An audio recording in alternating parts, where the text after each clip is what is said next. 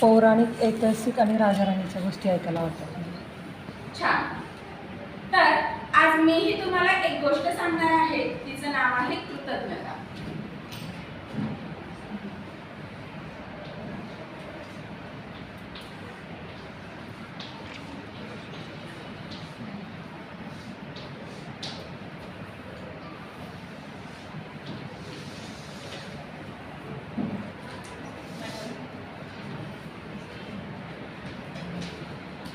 आता मी एक तुम्हाला चित्र दाखवत आहे. त्या चित्रामध्ये तुम्हाला काय दिसतंय हे सर्वांनी सांगायचं.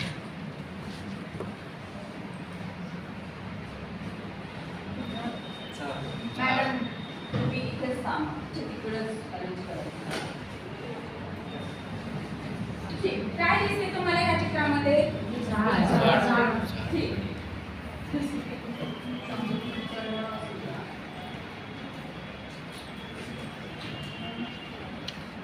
आता या चित्रामध्ये तुम्हाला काय दिसतंय ते निरीक्षण करून सांगायचं आहे आणि ज्याला उत्तर सांगायचंय त्यांनी बोट वरती करायचं. हा सांगा. झाडाच्या मागे एक स्कूल सारखं दिसतं. ओके ठीक आहे. आणि दुसऱ्या बाजूला झाड दिसतं. छान. तर या चित्रामध्ये आपल्याला एक शाळेचं चित्र दिसतंय आणि त्या शाळेच्या अवतीभोवती खूप सारी मोठी झाडं आहेत. तर अशीच एक शाळा असते. त्या शाळेच्या सभोवताली खूप मोठे मोठे झाडं असतात. त्यापैकी एक हिरवंगार सर्वात मोठं असं आंब्याचं झाड त्या शाळेतील मुलांना खूप आवडायचं. त्याच झाडाखाली मुले आपला जास्तीत जास्त वेळ घालवायचे.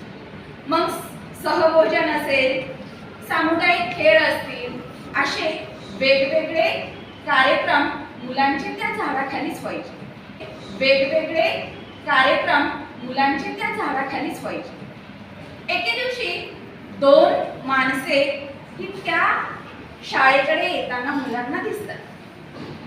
मुले त्या झाडाखाली खेळत असतात आणि त्यापैकी एका माणसाच्या हातामध्ये कुऱ्हाड असते तर दुसऱ्याच्या हातामध्ये मोठी अशी करवत असते.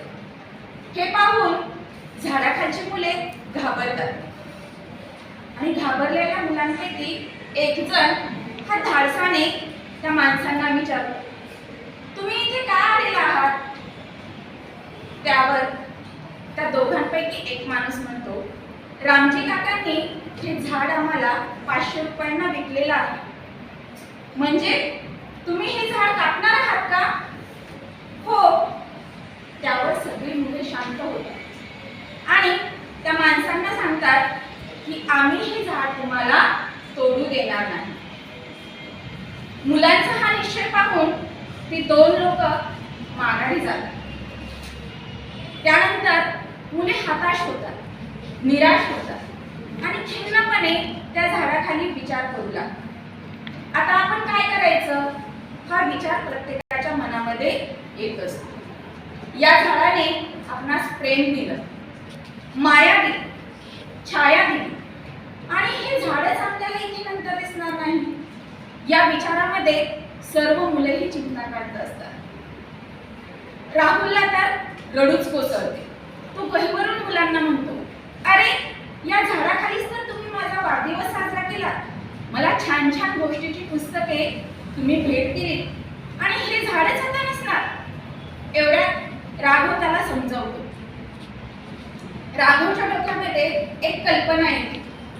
लगेचच तो आपल्या मित्रांना आपली कल्पना सांगतो. मग त्यानुसार मुलं विचार करतात की आपण जे काही पैसे आहेत ते पैसे रामजी काकांना देऊया. परंतु मुलांकडे पैसे नसणार. तर मुलांनी झाडाला वाचवण्यासाठी पैसे कुठून जमा केले असतील बरं? विचार करा. वडिलांकडून घेऊन किंवा मग जे खाऊचे पैसे दिले असतील आई वडिलांनी ते वाचवून. छान. अजून कोणी सांगू शकेल का? वर्गणी करून. बरोबर. म्हणजे मुलांकडे जे खाऊचे पैसे असतील किंवा आपल्या वर्गणीच्या याच्यातून सुद्धा ते काय करतात पैसे गोळा करतात. विचार करा. आई वडिलांकडून घेऊन किंवा मग जे खाऊचे पैसे दिले असतील आई वडिलांनी ते वाचून. छान. अजून कोणी सांगू शकेल का? वर्गणी करून. बरोबर. म्हणजे मुलांकडे जे खाऊचे पैसे असतील किंवा आपल्या वर्गणीच्या याच्यातून सुद्धा ते काय करतात, पैसे गोळा करतात. मग राहुल म्हणतो की मी माझ्या खाऊचे पैसे देतो. लगेचच माधव म्हणतो की मला जे सहलीसाठी पैसे दिलेले आहेत ते सहलीसाठीचे पैसे सुद्धा मी तुम्हाला देतो.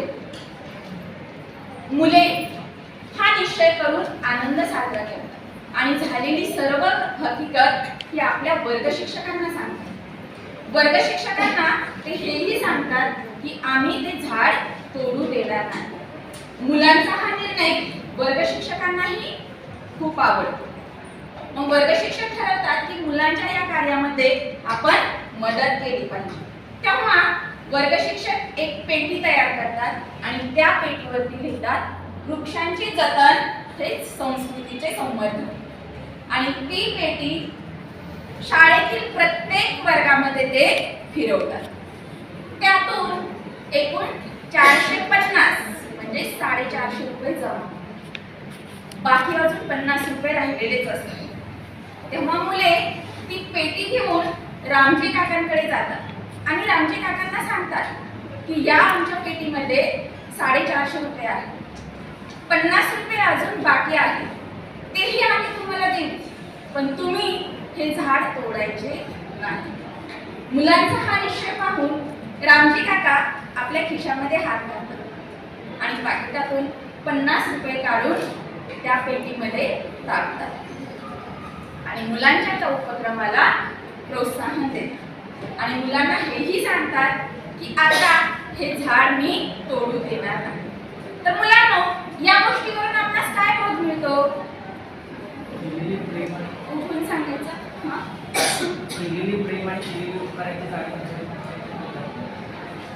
बरोबर.